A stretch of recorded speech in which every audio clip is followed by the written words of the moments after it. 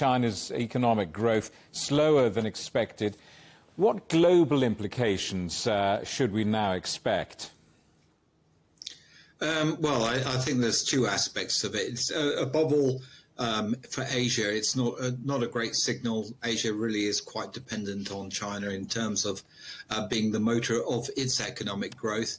And clearly, on the other side, China is suffering from the fact that international demand, above all from Europe, is seeing a lot of the external demand that had been there and had propped up the economy starting to fade away, as we've seen with the weakness in growth in Europe.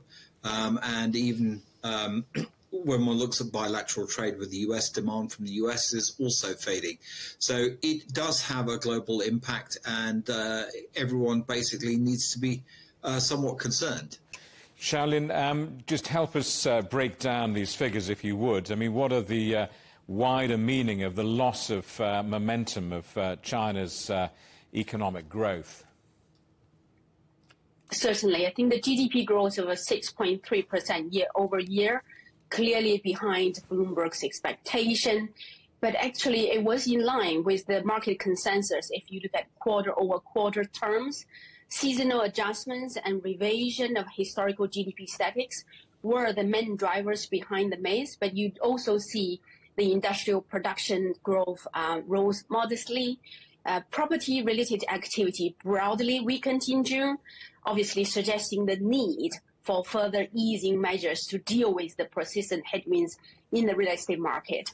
Fixed assets investment also grows. They also beat expectations thanks to mainly to a stronger infrastructure and manufacturing investment growth on the back of policy support. Obviously, despite the national unemployment rates, the youth unemployment rates obviously recorded a record high level.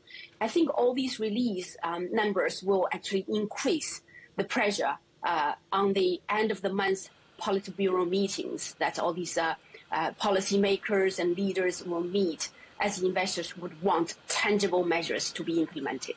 Marc, in a sense, these figures are obviously a historic snapshot. I mean, let's look into the future. I mean, I wonder which sectors, in your view, will drive China's post-pandemic recovery in the coming months and years.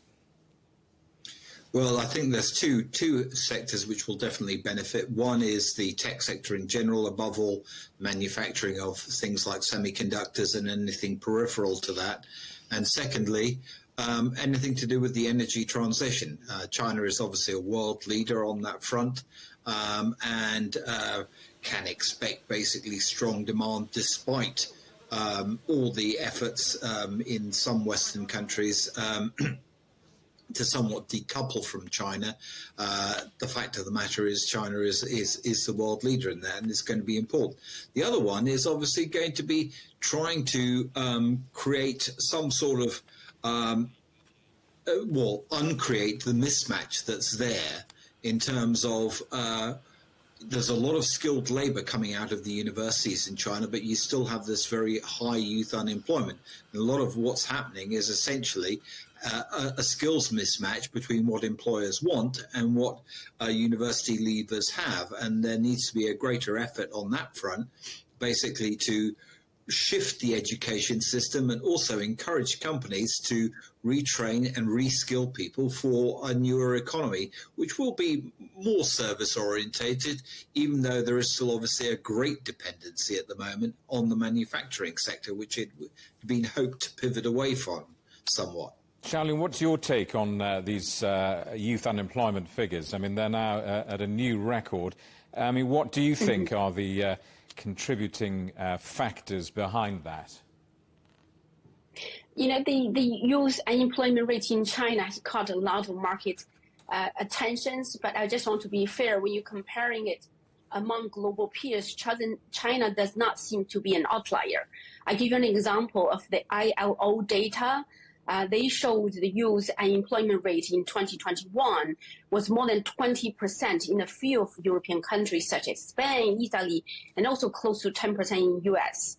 So China is not an outlier. I agree with what Marc was saying. There's a structural misalignment between the skills available and what the industry need. Obviously, there's also a cyclical front, which is the correlation between the unemployment rates, particularly for the youth, populations, versus the service sector. The service sector's output gap is, the correlation between that is much stronger for the age of 16 to 24, as we expect the improvement in service sector, particularly pick up in activity in hotel, in entertainment, in the lower skills needed infrastructure project in the second half of this year, that actually can help to lower the youth unemployment rate. But you will see a bit of a pickup due to the oversupply as the students are continuing to graduate. In July, August, you will see that age of the unemployment rate start to pipe up a little bit. Marc, let's look for signs of optimism and the political warming of the geopolitical relationship. I mean, no day seems to go by without another state leader or a high-level foreign dignitary trotting to Beijing. I mean, what do their messages, if anything, send? I think, having had something of a standoff for the last couple of years, there is a greater effort now to engage with China. There is a realization that as much as there is a desire to have less dependency, China is still an integral part of the global economy at the end of the day, and therefore there needs to be greater dialogue, not only between the US and China, but also the EU and China, and within Asia as well. I mean, Asia is obviously a lot better than, in terms of EU than the EU or US. But this needs to be, there needs to be greater dialogue, and there needs to be greater effort to cooperate, particularly in areas which are important to everyone, i.e. in the energy transition.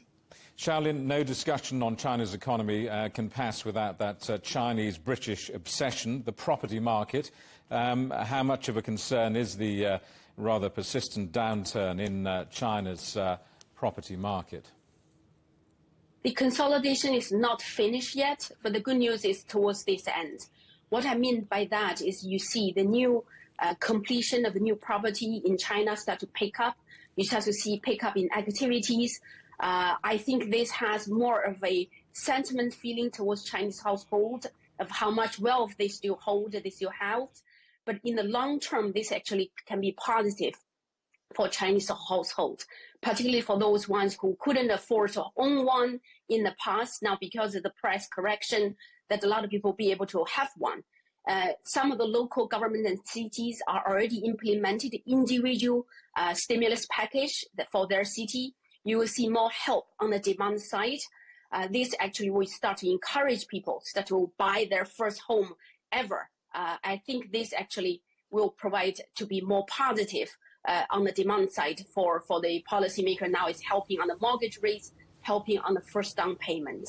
Xiaolin, good to see you. Thanks for your analysis. Xiaolin Chen, Head of International at KraneShares, and thanks to Marc Ostwald, Chief Economist and Global Strategist at ADM Investor Services International.